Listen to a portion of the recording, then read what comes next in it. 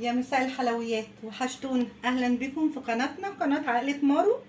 النهاردة هنعمل ايه؟ عندنا كيكة فحطيتها في التلاجة نشفت معايا. هنسيبها ابدا وراها هنفكر في طريقة تانية نعملها باي طريقة وكل البيت هيحبها وخلصها لاخر حاجة. انا كان عندي كيكة شوكولاتة مسكتها لما لقيتها نشفت معايا في التلاجة، فرحت مفرولاها بايدي وعاملاها كده. ببتدي بقى ان انا احط معلقتين او 3 في البولة هنا،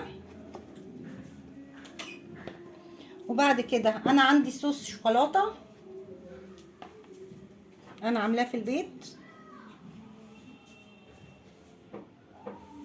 بحط كمية حلوة كده عشان الولاد، وتكون برضو تطري الكيكة معايا. وبعد كده ببتدي ان انا احط معلقتين تاني من الكيكة اللي انا هرياها ديت،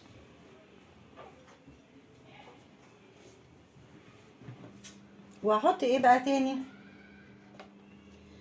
صوص شوكولاتة،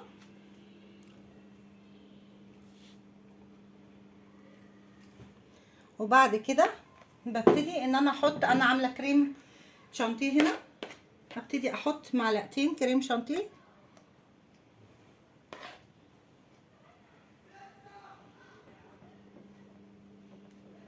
انا جبت ب10 جنيه كريم شانتيه خام، كل اللي غرمته تاني كيس لبن.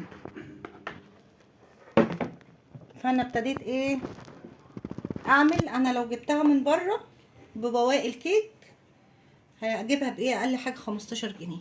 انا كلفت 15 جنيه وهعمل يمكن ولا 10 قطع معايا،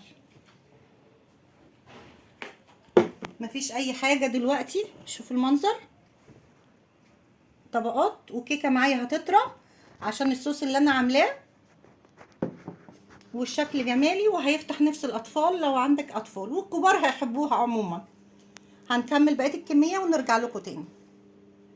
بص كده يا جماعه، انا عملت خلصت الكميه، وفي كميه تانية هعملها لسه، وفي جزء الولاد كلوه.